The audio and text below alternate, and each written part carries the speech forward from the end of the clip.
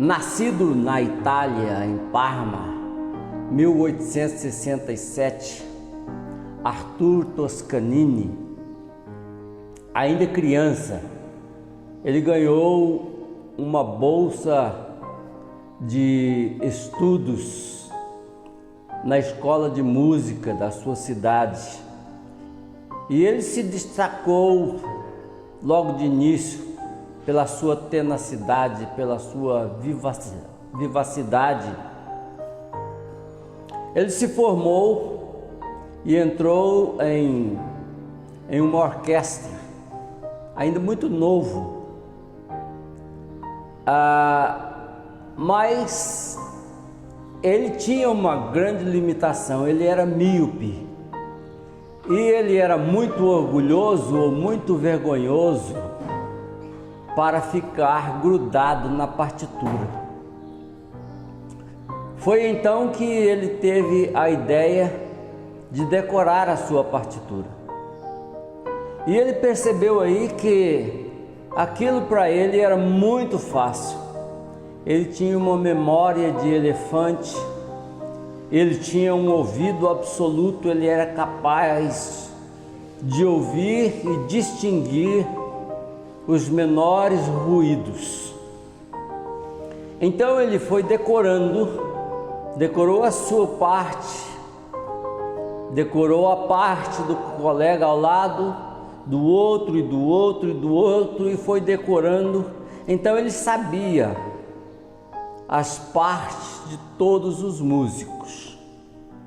E foi numa turnê aqui no Brasil, mais precisamente no Rio de Janeiro.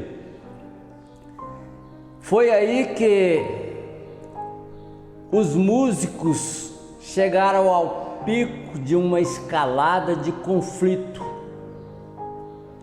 Eles estavam agoniados, por assim dizer, com a pobreza do trabalho oferecido pelo maestro.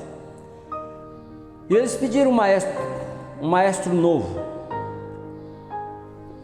o que foi concedido, mas também não contentou aos músicos. E nesta parte da história existe uma divergência na versão. Eu conheço duas. Numa diz que na hora da apresentação, os músicos todos apavorados, então Toscanini os acalmou e se ofereceu para dirigir a orquestra. Na outra versão, os próprios músicos apavorados e sem direção pediram a Toscanini. O fato é que chegou a hora da onça beber água, como se diz.